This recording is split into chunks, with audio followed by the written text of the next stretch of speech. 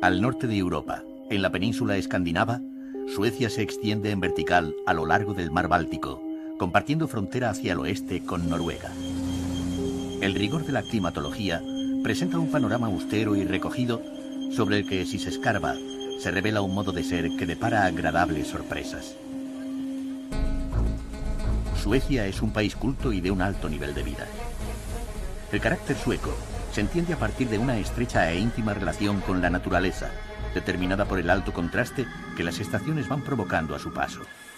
De los extensos, oscuros y gélidos inviernos a la fulgurante eclosión que el verano trae con sus largas horas de luz. Suecia presume de ser un país que ha dado lecciones al mundo sobre cómo construir una sociedad justa basada en el sentido de lo colectivo que exhiben sus ciudadanos. Después de haber enterrado definitivamente un belicismo de tiempos remotos, tras el que llegó a ser una potencia militar que se anexionó naciones colindantes, Suecia cumple hoy en día un papel modélico en la escena internacional, colaborando al máximo en materia de derechos humanos, mediación y persecución de la paz.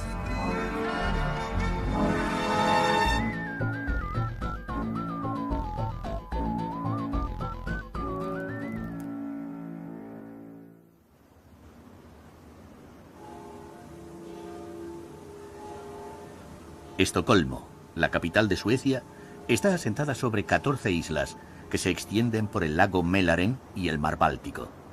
La vista general desde la torre del ayuntamiento permite apreciar su distribución por generosas extensiones, entre las que conviven a partes iguales las edificaciones, el agua y las zonas verdes. La visión del cielo de Estocolmo, surcado por globos aerostáticos, anticipa el carácter insólito de la ciudad. Los visitantes tienen la infrecuente oportunidad de contemplar la ciudad desde las alturas, algo de lo que a menudo suelen disfrutar sus propios habitantes.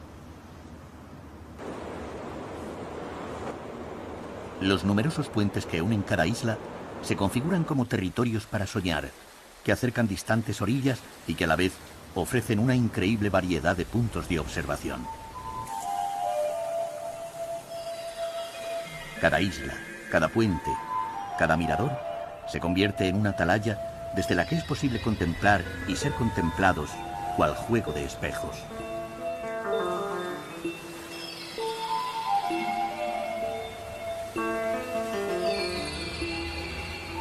Estocolmo sufrió en el pasado la plaga de los incendios, por lo que la mayoría de los edificios actuales se construyeron a partir del siglo XIX. No obstante, en la zona monumental que se halla en la confluencia de las islas de Normal y Gamlastan, se conserva un pedazo de historia que remite al siglo XVIII y al rey Gustavo III. El reinado del monarca de la dinastía de los Holstein-Gottorp fue uno de los más polémicos de la historia de Suecia. Dos edificios situados uno frente al otro ilustran el dilema de aquel rey.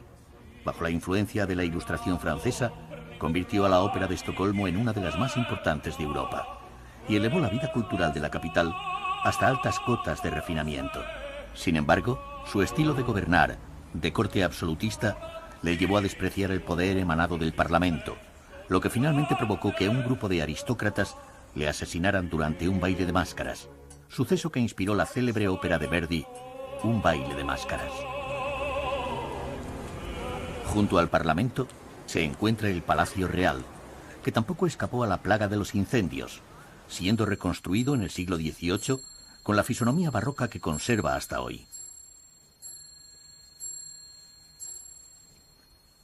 El Palacio Real fue formalmente designado como tal por la célebre reina Cristina y aún alberga en su interior las reuniones del Consejo de Estado. Sorprende en el itinerario histórico toparse con unos antiguos tapices dedicados a las universales figuras de Don Quijote y Sancho Panza. La historia de la realeza se completa con la galería de los Bernadotte. El mariscal francés Jean-Baptiste Bernadotte, rival de Napoleón en cuanto a popularidad, fue nombrado rey de Suecia en 1810, al no existir un heredero al trono. Bajo el nombre de Carlos XIV, inauguró una dinastía que se prolonga hasta nuestros días.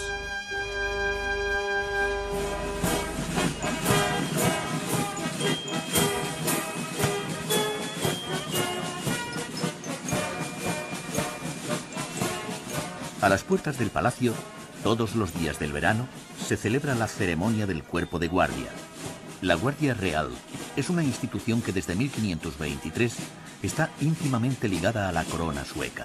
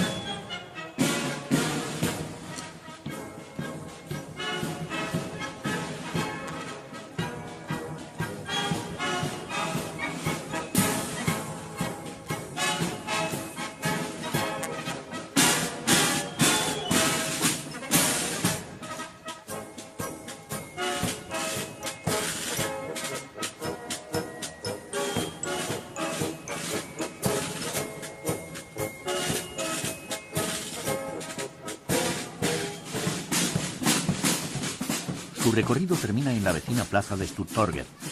Muy visitada por su ambiente y por la belleza de sus fachadas, conserva aún el aire medieval que caracteriza a esta parte de la ciudad. Pero también está asociada a la matanza que en ella tuvo lugar en 1520 de 80 nobles suecos a manos de los dominadores daneses, hecho histórico que precipitó la independencia de Suecia.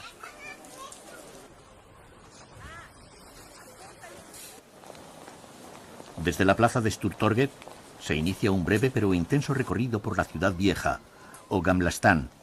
El primer núcleo urbano que dio origen a la ciudad aún desprende reminiscencias de sus orígenes, fachadas que recuerdan a los cuentos de hadas, calles estrechas y peatonales llenas de vida.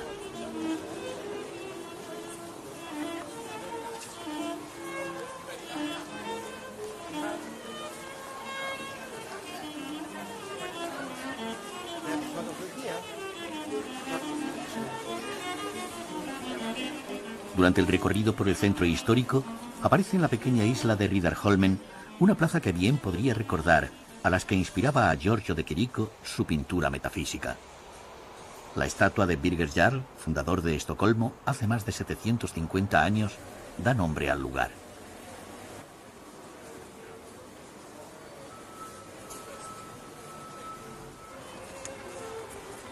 De vuelta a la plaza de Stortorget, el paseante se encuentra con la primera referencia a una institución que está estrechamente vinculada a la ciudad de Estocolmo. El Museo Nobel rememora la figura del personaje más universal de la historia de Suecia.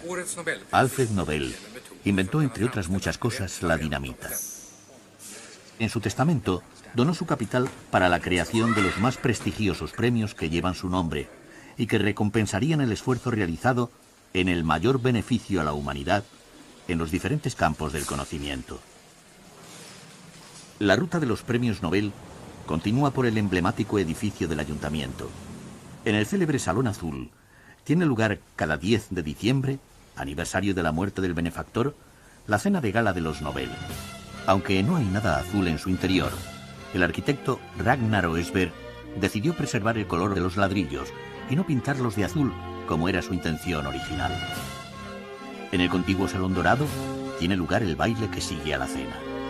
Sus paredes conforman un mosaico de 18 millones de piezas de oro y cristal y está presidido por una imagen alegórica de Estocolmo, la reina del lago Mälaren.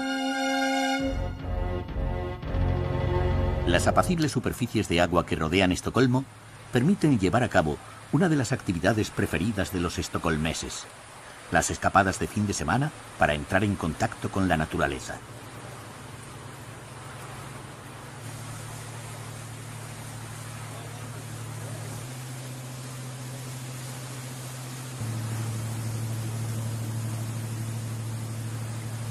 A pocos kilómetros de la ciudad, adentrándose en el mar Báltico, aparece tanto a babor como a estribor una multitud de islas de diferentes tamaños que ofrecen la posibilidad de perderse en escenarios vírgenes y solitarios.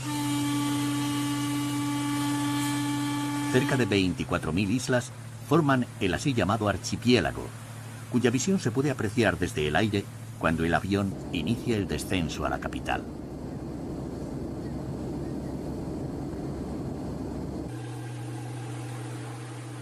Uno de los muchos viajes en barco posibles conduce al Palacio de Drottningholm, o Palacio de la Reina, actual residencia oficial de los reyes de Suecia.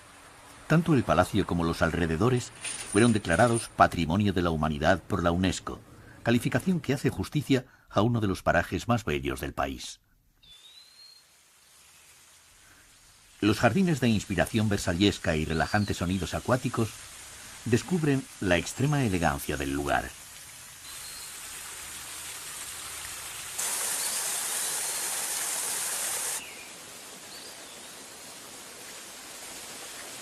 A un lado del palacio se conserva intacto el que se considera el teatro en activo más antiguo del mundo.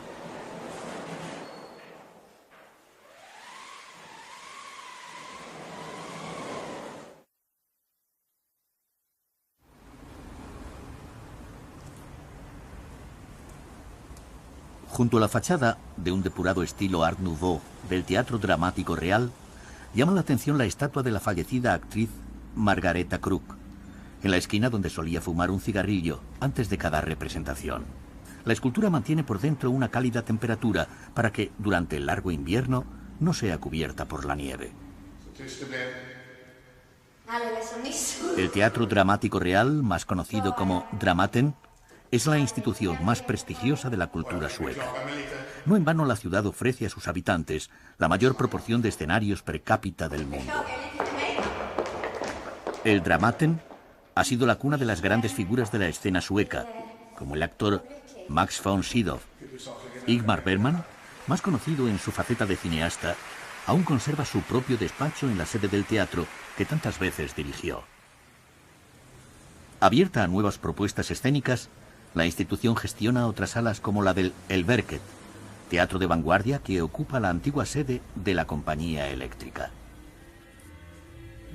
La innovadora versión del clásico de Shakespeare, Romeo y Julieta, supuso un gran acontecimiento en el panorama teatral sueco al incorporar una amplia gama de recursos escénicos.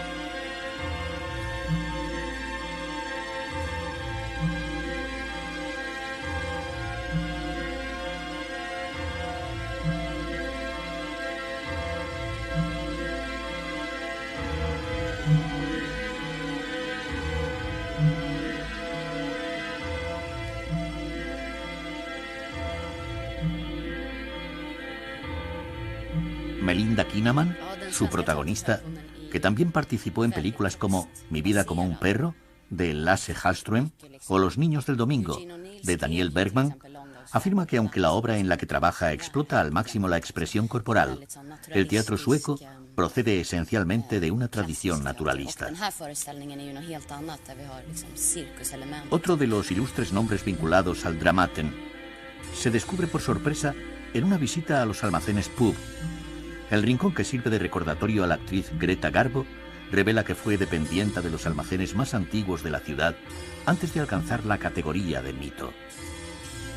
En la promoción de la Escuela del Dramaten de 1922, coincidió con Greta Gustafsson Garbo, el que sería el director teatral de más renombre, Alf Schoeber. Schoeber adaptaría con éxito las obras del dramaturgo sueco por excelencia, August Strindberg, también exalumno de la escuela. Desde el mirador de Mosebacke, en la isla de Södermalm, Strindberg inmortalizó la descripción de Estocolmo en una tarde del mes de mayo, con la que arranca su novela El cuarto rojo. La vista descrita a finales del siglo XIX no difiere mucho de la actual, como se puede comprobar en el Museo de Strindberg, situado en la última vivienda que ocupó en vida. La compleja y fascinante personalidad de August Strindberg, escritor, fotógrafo, alquimista y pintor, se complementa con la visita al Museo del Norte, donde, guardados entre vitrinas, se conservan los originales de su obra teatral más importante, La señorita Julia. La modernidad en el teatro y la literatura sueca nace con las obras de Strindberg, con las que ilustra por primera vez los conflictos del nuevo ser humano que empezaba a configurarse en el convulso siglo XX. Junto a los manuscritos, el museo permite apreciar las pinturas de Strindberg, en las que se deja traslucir su personalidad atormentada, aquejada de brotes esquizofrénicos. El caso del dramaturgo sueco ofrece una inmejorable oportunidad de estudiar la relación entre genio y locura. Dominando la impresionante nave central del Museo del Norte, se erige la estatua del padre de la patria, Gustav Vasa, que tras rebelarse contra los daneses a raíz de la matanza de Sturtorget, se convirtió en el primer rey de Suecia. Vasa es también el nombre de uno de los museos más populares de la ciudad. Bajo el reinado de Gustavo II Adolfo y convertido el país en una potencia militar, se construyó el navío destinado a ser la joya de la armada sueca. Pero a los pocos minutos de su botadura, el Vasa se hundió. Sus restos permanecieron más de 300 años en el fondo del mar, hasta que en 1961 se lograron rescatar y más tarde recomponer en un magistral ejercicio de restauración. La estatua de Gustav Vasa descubre al visitante la existencia de uno de los grandes artistas suecos, el escultor Carl Milles. Su prolífica obra está diseminada por todo el país. Sin embargo, en la isla de Lidingö, gran parte de sus esculturas están reunidas en uno de los lugares más fascinantes de Estocolmo, el Millesgården.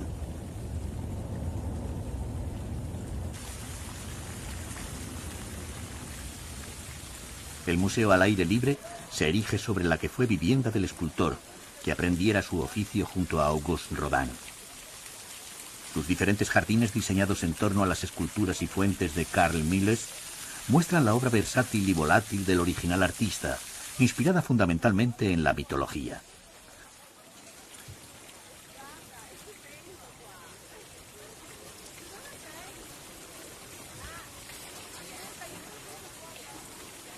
En la puerta de entrada al que fuera su taller, aún se puede leer la inscripción que Milles forjó pidiendo que le dejaran trabajar cuando luciera el sol. En la plaza de Sergel, en la isla de Norrmalm, la zona más moderna de Estocolmo, se erige uno de los recintos más visitados tanto por lugareños como por foráneos, la Casa de la Cultura. Se constituye en un lugar de ocio, cultura y encuentro que ofrece la posibilidad de ver de cerca ciertos rasgos de la comunidad sueca, como por ejemplo la integración multicultural.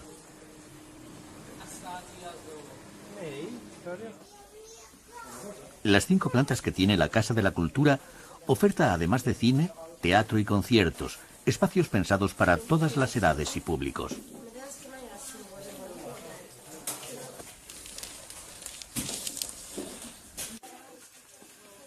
En la organizada y relajada vida de un habitante de Estocolmo, surge a menudo, premeditadamente o por azar, la oportunidad de pasar un rato en este lugar tan céntrico, para escuchar música, leer la prensa nacional o extranjera, o documentarse sobre la ciudad. En cualquier libro sobre Estocolmo, el viajero va a encontrar referencias a uno de sus edificios más característicos, el Museo Nacional. De entre el eclecticismo de su colección de pinturas, sobresalen los autores suecos que a principios del siglo XX, casi en paralelo al modernismo de Strindberg, rompieron con la tradición académica y plasmaron el alma sueca en sus pinturas. El baile del solsticio de verano, de Anderson, centra su atención en una escena cotidiana transmitiendo el misterio y la sensualidad de la acariciadora y longeva luz del verano. La luz, la naturaleza y las estaciones marcan dramáticamente el carácter sueco y por lo tanto su arte.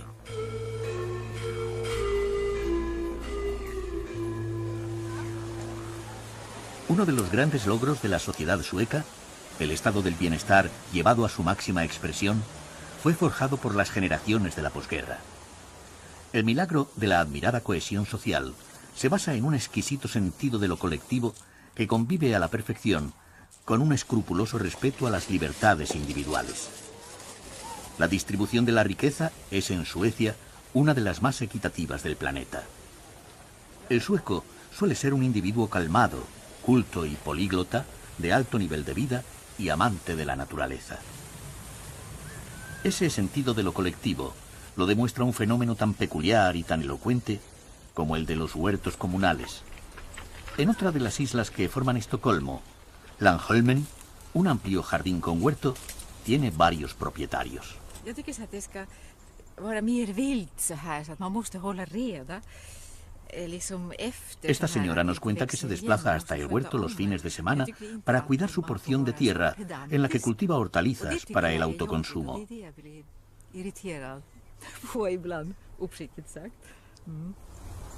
Junto a las verduras, el culto a la naturaleza se aprecia contemplando el estallido de color típico del estío.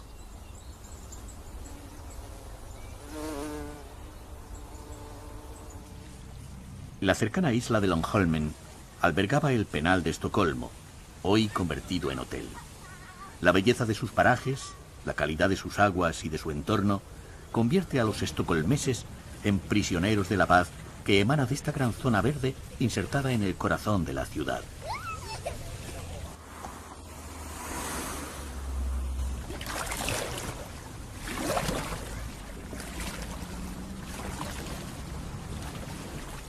Los amplios espacios naturales hacen que sea habitual ver a gente practicando deportes, entre ellos el ciclismo. La bicicleta se ha convertido en un método de transporte muy usado para desplazarse por Estocolmo. Pero para que eso sea posible, todas las calles tienen un carril exclusivo para ese tipo de vehículos.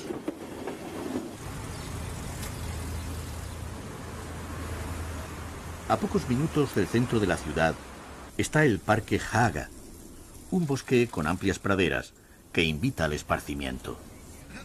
El lugar pertenecía a la realeza, pero acabaría pasando a ser de usufructo colectivo y declarado Parque Nacional. Esta íntima relación con la naturaleza y el aprecio a lo comunitario se funden en un derecho consuetudinario que está en las raíces de la cultura sueca y que es conocido bajo el nombre de Allemansrätt. Quiere decir que todo ciudadano tiene el derecho de disfrutar de la naturaleza siempre que la respete. Por ejemplo, si se encuentra en unas tierras de propiedad privada, tiene derecho a cruzarlas, incluso a pernoctar en ellas una noche, si no las causa ningún daño. Razón por la que en Suecia no se ven vallas o cercas ni en el campo ni en torno a las casas. Hay sonidos, como sabores o colores, que ayudarán a evocar la ciudad de Estocolmo al viajero que se dispone a abandonarla.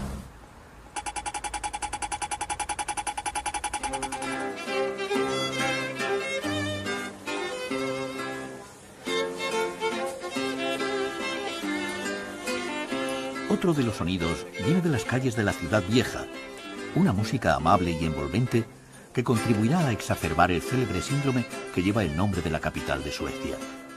Solo que en este caso, el viajero que cae atrapado en él lo hace voluntariamente seducido por los encantos de la reina del lago Mälaren.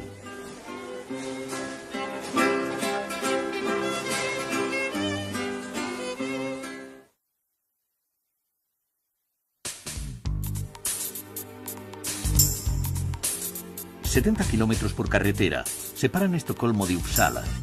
A ambos lados de la carretera aparecen campos de tonalidades amarillas y suaves ondulaciones, una estampa cromática muy típica del país. Pronto Uppsala se revela como una ciudad dedicada a la ciencia y a las artes y poblada mayoritariamente por estudiantes.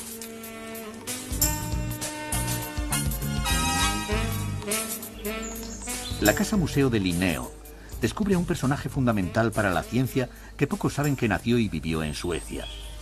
El naturalista Carl von Linné, más conocido como Linneo, fue considerado el padre de la taxonomía al desarrollar en el siglo XVIII la nomenclatura binómica para clasificar y organizar los animales y plantas, seleccionando un nombre en latín para el género y otro para la especie. Su enciclopédico trabajo Systema Naturae compendiaba el vasto trabajo de agrupamiento y estructuración del reino animal y vegetal. En los billetes de 100 coronas, junto a la efigie de Linneo, aparecen en latín las primeras palabras que a los 22 años escribió sobre la vida sexual de las plantas. Pero las sombras que hay tras la inscripción desvelan en letras microscópicas la idea motriz que guió sus investigaciones. Omnia mirare etiam tristísima, que significa también las cosas pequeñas merecen nuestra atención.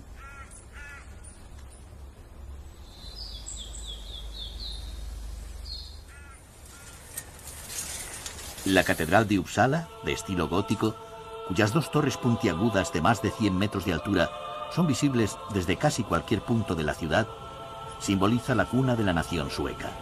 En ella, el 6 de junio de 1523, el noble Gustav Vasa fue proclamado rey de Suecia, quien también en esta catedral derrotó a la resistencia católica e impuso la reforma protestante, tradición luterana que excepcionalmente rompió su bisnieta, la ilustrada reina Cristina, convirtiéndose al catolicismo y teniendo finalmente que abdicar y exiliarse en Roma. En su interior descansan los restos de ilustres personajes como Linneo, o uno de los personajes más misteriosos de la historia, el científico y místico Emanuel Swedenborg. Al fondo de la catedral, detrás del altar mayor, yacen los restos de Gustav Vasa junto a su esposa.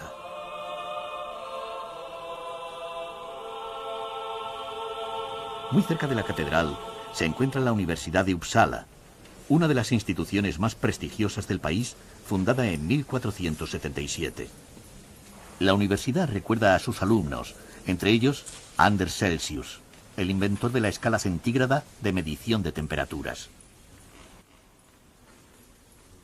Uppsala ha tenido siempre un papel destacado en las vidas de los científicos o artistas más reputados de Suecia. En siglos pasados, los más altos funcionarios del Reino de Suecia se formaban en su universidad. Ingmar Bergman nació y creció en Uppsala, en un edificio desde el que la catedral es una presencia constante, hecho que induce a pensar en la relación que pudiera tener con sus obsesiones religiosas.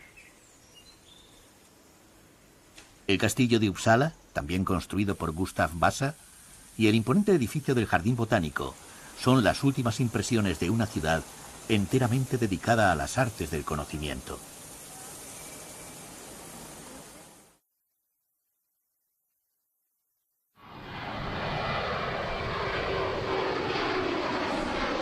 La ciudad de Kiruna se sitúa a 140 kilómetros al norte del Círculo Polar Ártico. El viajero que se adentra en esta remota región sabe que está visitando el último espacio salvaje de Europa. La vista aérea antes de llegar a Laponia muestra las impresionantes reservas de agua que Suecia tiene almacenadas en sus casi 100.000 lagos. Kiruna nació a la par que el siglo XX y su historia está íntimamente ligada a la mina de hierro LKAB, la principal actividad industrial de la zona. Hoy la mina, todavía en funcionamiento, puede ser visitada, lo que ayuda a explicar parte de la historia de Suecia y a comprender el desafío que supuso uno de los mayores homenajes conocidos al esfuerzo humano.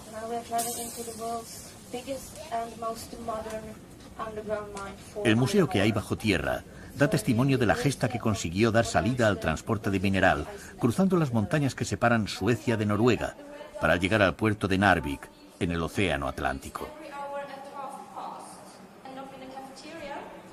La razón de buscar una salida hacia el oeste residía en que, gracias a las corrientes del Golfo, las aguas de Narvik nunca se helaban, cosa que sí ocurría con cierta frecuencia en el más cercano Mar Báltico. En 1903, Su Majestad el Rey Óscar II inauguró el ferrocarril, cuya construcción fue una obra titánica realizada en tiempo récord y en extremas condiciones de trabajo.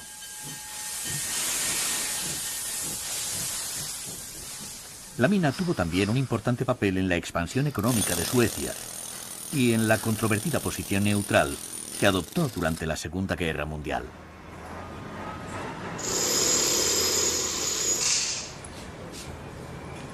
En la actualidad, en pleno siglo XXI, todavía se extrae hierro a más de 1000 metros de profundidad. Pero ya no son los abnegados mineros de antaño los que trabajan, sino robots, manejados por control remoto desde una sala de operaciones que está en el último nivel habitado de la mina. Lo que da idea de la elevada cualificación que tiene Suecia en alta tecnología, una de las prioridades nacionales en inversión. Para entender aquella febril época, hay que referirse a la figura del geólogo Hjalmar Lundbom. Lundbom, un hombre ilustrado, fue director de la mina y se le considera el fundador de Kiruna. Su casa museo ofrece la oportunidad de ver su despacho, en el que el tiempo se ha detenido. Allí permanecen los recuerdos de su vida viajera, incluyendo su visita a España, así como su interés hacia la cultura sami o lapona. El Museo Lundbom expone el trabajo del fotógrafo y explorador Borgmäs, realizado a principios del siglo XX. Supuso un impresionante testimonio gráfico del incipiente desarrollo de la ciudad, de los paisajes de Laponia y de la cultura autóctona. Los samis constituyen la etnia original de Laponia. Nils Sanders es uno de los samis que viven en la tierra de sus antepasados y de los pocos que también como ellos viven de la cría del reno.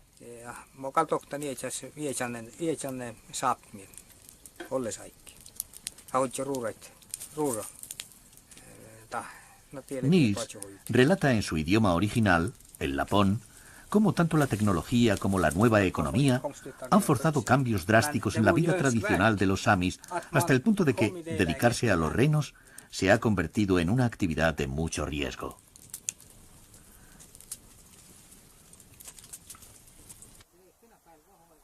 Los rediles de los renos de Nils están vacíos porque en verano emigran a las montañas e inician el apareamiento.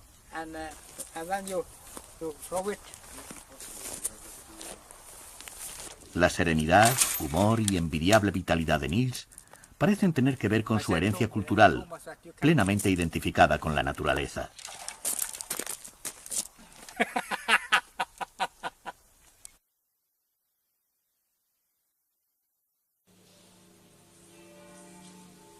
La iglesia de Kiruna, una curiosa construcción de madera que data de 1912, ha sido recientemente designada como la más bella construcción de Suecia. Su diseño, siguiendo los dictados del nacional romanticismo, es un homenaje a la vivienda sami.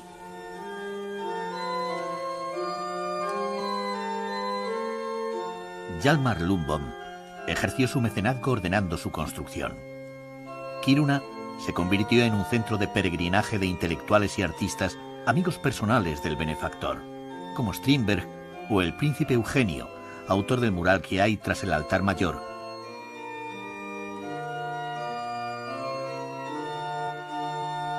Adentrándose unos metros por el bosque que rodea la iglesia, se halla la tumba de Lundbom, cuyo epitafio dice: Hjalmar Lundbom, el amigo del pueblo, el amante de la belleza, para beneficio de este país, reveló los tesoros de la montaña y creó la ciudad.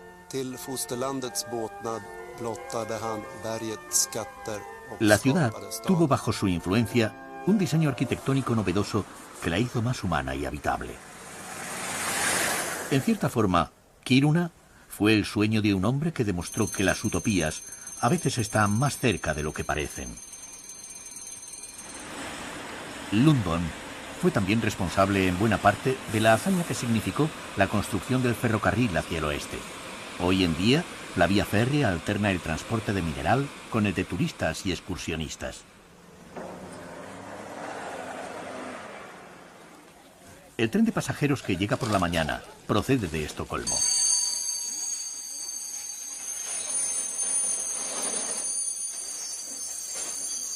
Tras parar en Kiruna, se dispone a realizar el mismo trayecto que durante un siglo hicieran los trenes cargados de hierro. Si entonces fue una ruta de gran valor mercantil, en la actualidad tiene también un gran valor medioambiental.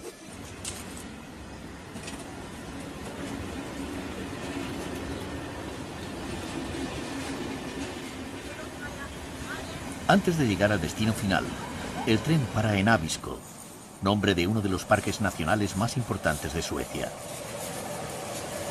Allí un hotel de montaña centraliza todas las actividades en contacto con la naturaleza.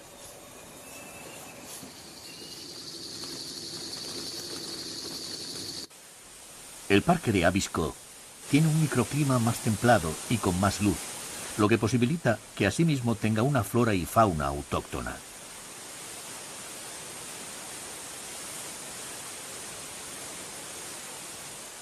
El deshielo continúa en verano y nutre de caudalosas aguas al río Abiskojoka, que atraviesa el parque formando un valle.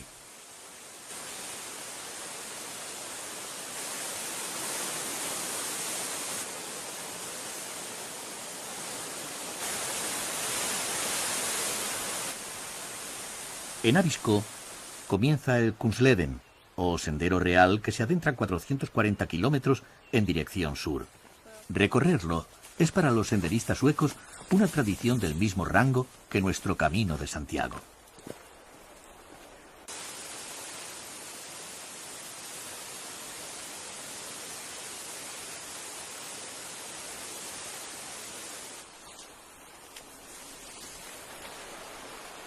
También es posible recorrer en bicicleta las veredas que atraviesan Abisko y poder contemplar los impresionantes cañones de hasta 20 metros de profundidad y un alto valor geológico que forma el río.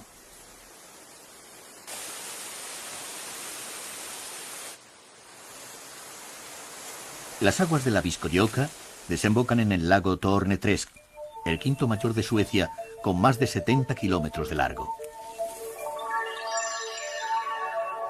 El Torneträsk, de aguas cristalinas y rodeado de montañas, es uno de esos prodigiosos espacios que convierten la soledad en algo deseable.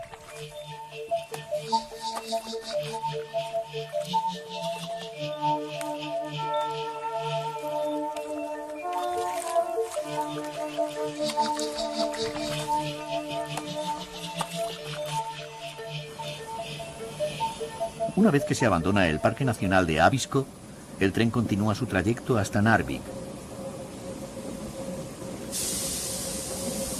Uno de los vagones tiene el techo de cristal, lo que permite observar los paisajes montañosos que pronto aparecen a los lados y por encima de los pasajeros.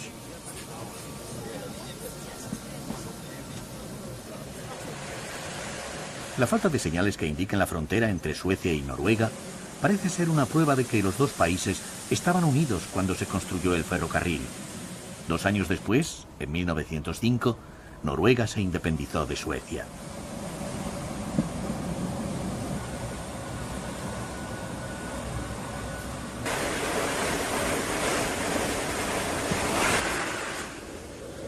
Un indicio muy claro de que el tren ha cruzado la frontera es encontrarse con el nacimiento del fiordo.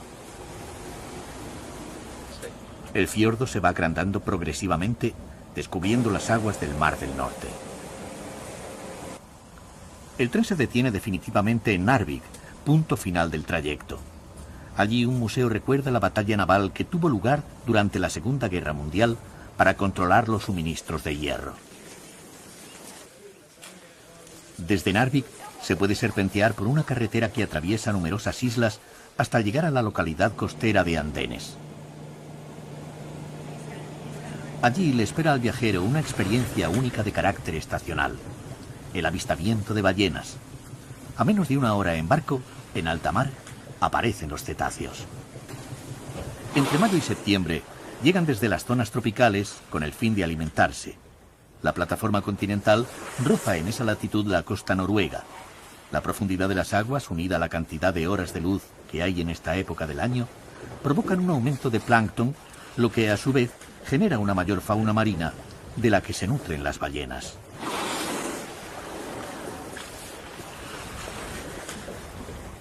Cada 45 minutos salen a la superficie para respirar.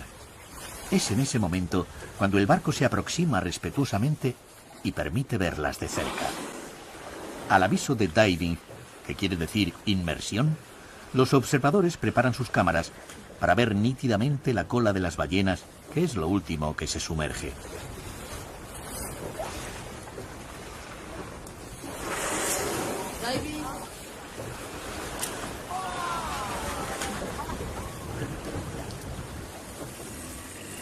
De vuelta a Kiruna, en el vecino pueblo de Jukkasjärvi, se encuentra el Museo del Hielo. Yngve Bergqvist es el artista de hielo que puso en marcha el proyecto.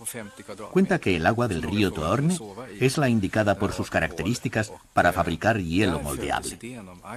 A las puertas del invierno, Yngve Bergqvist edifica un nuevo hotel de hielo que cada año tiene un diseño diferente y que a la llegada de la primavera empieza a derretirse. 65 rum och vi har ju kyrkan och vi har bio och vi har ju konsthall och... Funciona todo el año con una temperatura ambiente de 5 grados bajo cero. El hielo es el único material usado tanto para la construcción como para la ornamentación.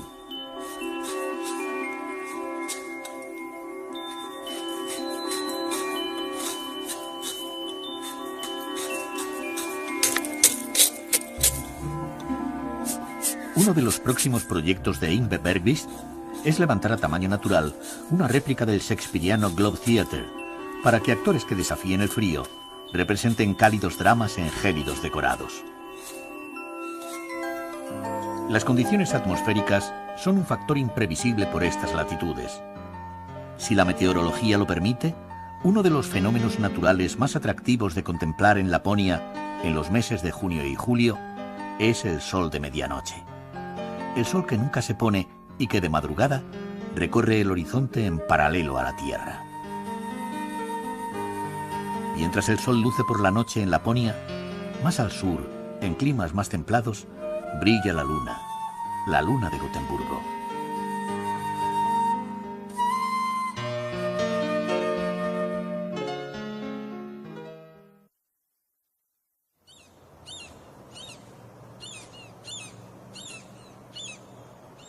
A Gotemburgo se la identifica como la ciudad marinera de Suecia. Ciudad abierta, cuna de navegantes y sede de una compañía que hizo historia, la Compañía Sueca de las Indias Orientales. Gotemburgo, la segunda ciudad de Suecia, fue fundada en 1621 con el propósito de que se convirtiera en el puerto más importante del país. Su posición estratégica, con una salida hacia el Atlántico, rápidamente hizo que fuera un centro de comercio y navegación de primera magnitud.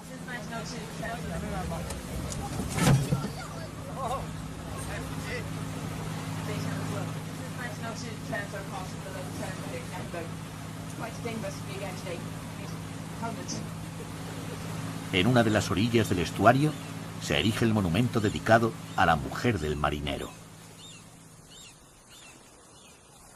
En la orilla opuesta se encuentran los muelles de Terranova. Allí está haciéndose realidad el sueño de unos empresarios románticos. La construcción de una réplica exacta del barco Göteborg, hundido cerca de la ciudad cuando regresaba de Oriente cargado de mercancías el 12 de septiembre de 1745.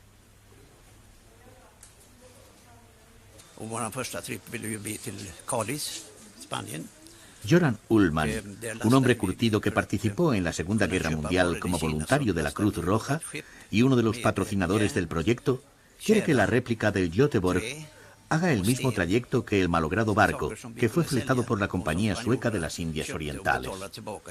Nos relata cómo el barco paraba entonces cerca de un mes en Cádiz, en su camino hacia Cantón, para aprovisionarse de vituallas y para cambiar hierro y madera por plata.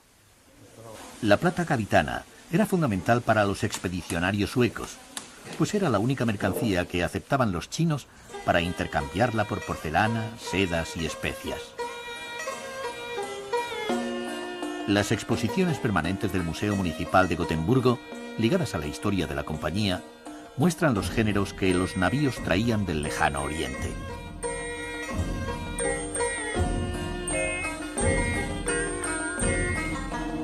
Las salas contiguas, sin embargo, recuerdan al visitante que los vikingos fueron los primeros pobladores conocidos de la península escandinava.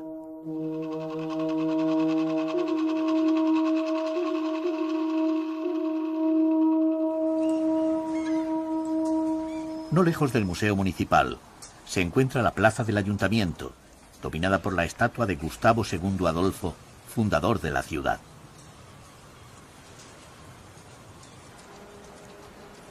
Se dice que los gotemburgueses son la gente más cálida, divertida y hospitalaria del país. Desde la Götaplatsen se divisa una de las calles más animadas de la ciudad, la avenida de Kungsports. Gotemburgo tiene un aire cosmopolita. Sus terrazas al aire libre recuerdan más a urbes como París que a una ciudad nórdica.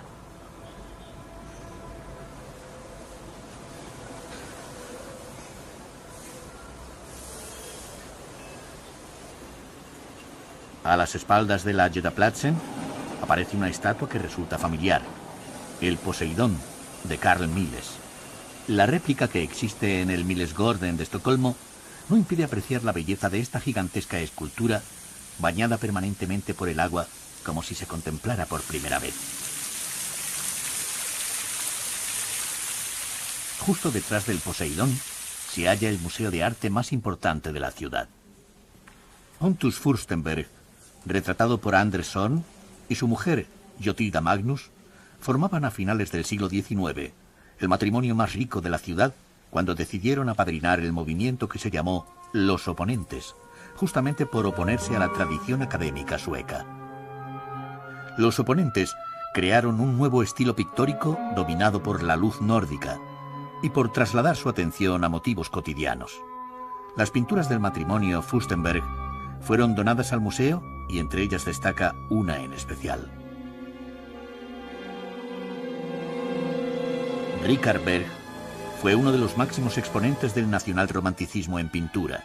Su cuadro, Nordisk Sommerfeld, atardecer nórdico de verano, se ha convertido en símbolo nacional de la luz escandinava. Frente al observador se sitúan una mujer y un hombre que miran desde una terraza los reflejos del agua. La suave luz anaranjada del crepúsculo, entre el sueño y la vigilia, disuelve la brusquedad de los contornos y evoca un estado de melancolía y deseo con un subyacente tono erótico. Los modelos fueron personajes del entorno artístico del pintor, como el príncipe Eugenio y la joven cantante Karin Pick. Cada uno recuerda cómo fue algo, pero siempre de forma diferente. Es la inscripción del fotógrafo Christer Strömholm, al que el centro Hasselblad homenajea por ser el artista gráfico que retrató mejor la década de los 40 y 50 en Suecia. El centro de exposiciones Hasselblad, situado en la planta baja del Museo de Arte, representa un toque de atención al visitante que le descubre que la prestigiosa cámara fotográfica nació en Gotemburgo. La fábrica original que fundara Victor Hasselblad se identifica fácilmente por tener una gigantesca reproducción en su tejado. Si los astronautas que pisaron la Luna llevaban una Hasselblad consigo, sería probablemente por ser la cámara más fiable y profesional.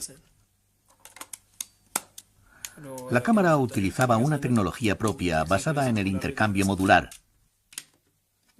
Hoy sigue siendo la preferida de aquellos expertos que consideran la fotografía como un arte.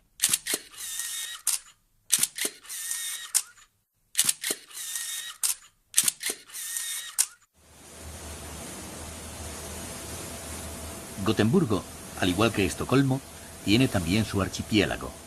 Unas 100 islas que hace poco más de un siglo solían estar habitadas por pescadores de vida austera y moral puritana. Hoy, algunas de las islas están orientadas hacia el turismo y son un reclamo para descansar el fin de semana. Curiosamente, en las islas se aprecia mejor el estilo arquitectónico de las antiguas, pero bien conservadas, residencias de verano.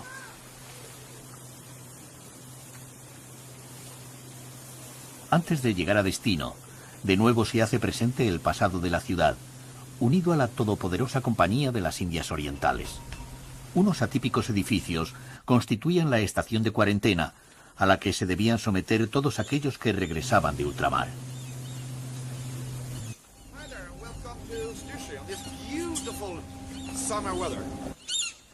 Bo Lindqvist era un alto ejecutivo que abandonó la presión laboral y la vida ajetreada para montar este pequeño hotel que garantiza tranquilidad y silencio en la encantadora isla de Stirso. La mayoría de los clientes de su pequeño hotel son personas de la tercera edad.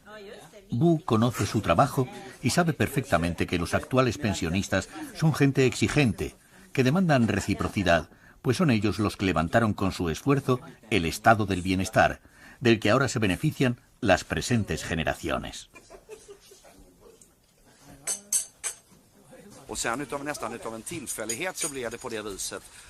Bu nos cuenta la decisión que compartió con su mujer de vivir en la isla y expresa su deseo de abrir otro hotel durante el invierno en España.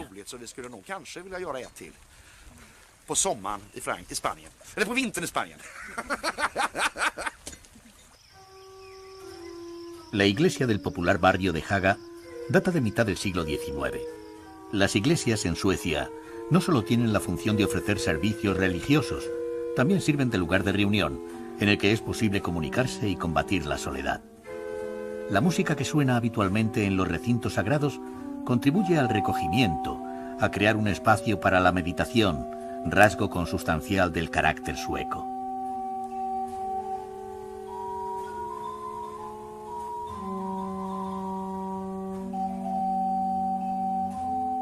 Musiken i kyrkan har alltså flera funktioner. Johanna Tyr, organista de la iglesia de Haga, nos comenta que hay 6 coros, 3 para niños y otros 3 para adultos. La música forma parte de la vida cultural. No solo suena en los oficios, también a petición de los feligreses. La melodía interna de Suecia nos remite a la sobriedad del pueblo y a la profundidad de sus valores. Lejos de cualquier estridencia, el país escandinavo se acaba apoderando del ánimo del viajero, con las más suaves y delicadas armas de la seducción, incluyendo la intelectual.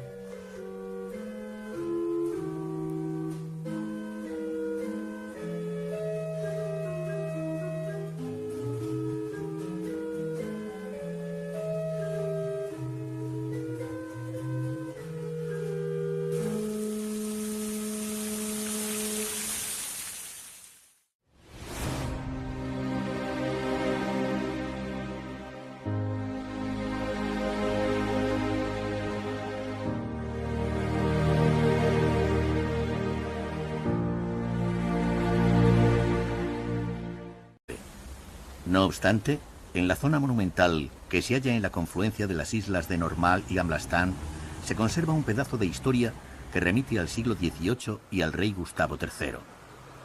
El reinado del monarca de la dinastía de los Holstein-Gottorp fue uno de los más polémicos de la historia de Suecia. 2 edificios situados uno frente al otro ilustran el dilema de aquel rey.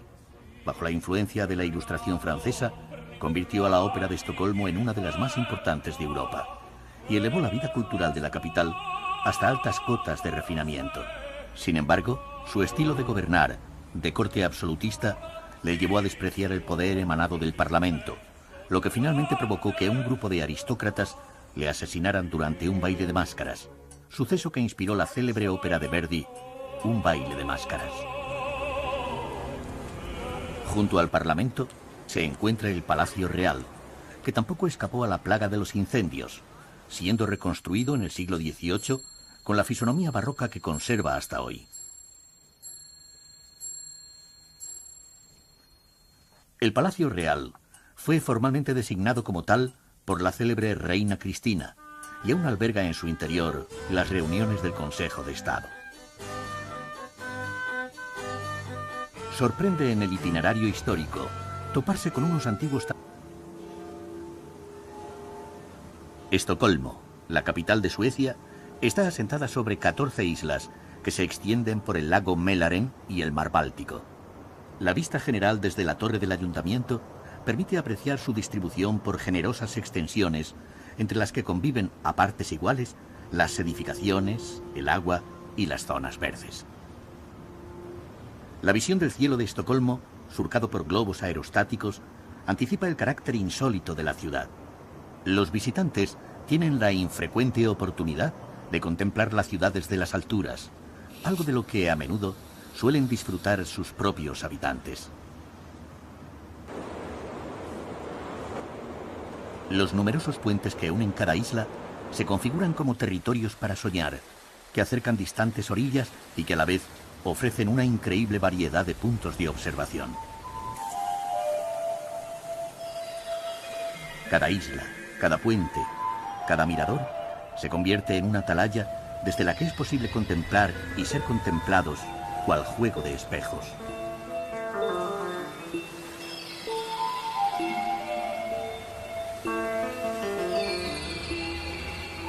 Estocolmo sufrió en el pasado la plaga de los incendios, por lo que la mayoría de los edificios actuales se construyeron a partir del siglo XIX.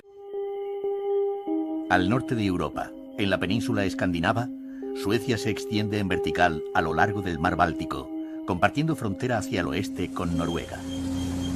El rigor de la climatología presenta un panorama austero y recogido sobre el que, si se escarba, se revela un modo de ser que depara agradables sorpresas. Suecia es un país culto y de un alto nivel de vida. El carácter sueco se entiende a partir de una estrecha e íntima relación con la naturaleza, determinada por el alto contraste que las estaciones van provocando a su paso. De los extensos, oscuros y gélidos inviernos a la fulgurante eclosión que el verano trae con sus largas horas de luz. Suecia presume de ser un país que ha dado lecciones al mundo sobre cómo construir una sociedad justa basada en el sentido de lo colectivo que exhibe en sus ciudadanos. Después de haber enterrado definitivamente un belicismo de tiempos remotos, tras el que llegó a ser una potencia militar que se anexionó naciones colindantes, Suecia cumple hoy en día un papel modélico en la escena internacional, colaborando al máximo en materia de derechos humanos, mediación y persecución de la paz.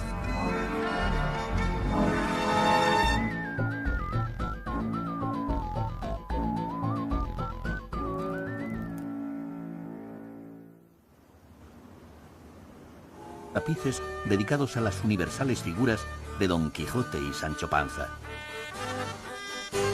La historia de la realeza se completa con la galería de los Bernadotte. El mariscal francés Jean-Baptiste Bernadotte, rival de Napoleón en cuanto a popularidad, fue nombrado rey de Suecia en 1810, al no existir un heredero al trono. Bajo el nombre de Carlos XIV, inauguró una dinastía que se prolonga hasta nuestros días.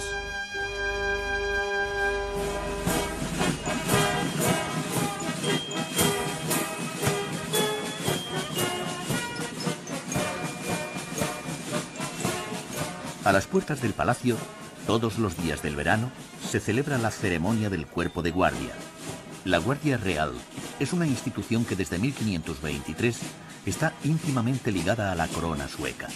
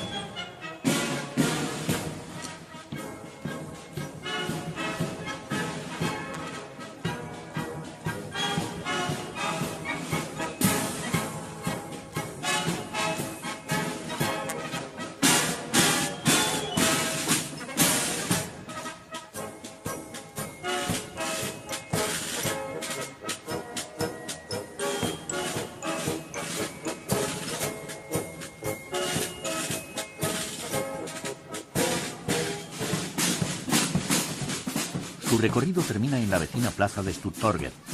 Muy visitada por su ambiente y por la belleza de sus fachadas, conserva aún el aire medieval que caracteriza a esta parte de la ciudad. Pero también está asociada a la matanza que en ella tuvo lugar en 1520 de 80 nobles suecos a manos de los dominadores daneses, hecho histórico que precipitó la independencia de Suecia.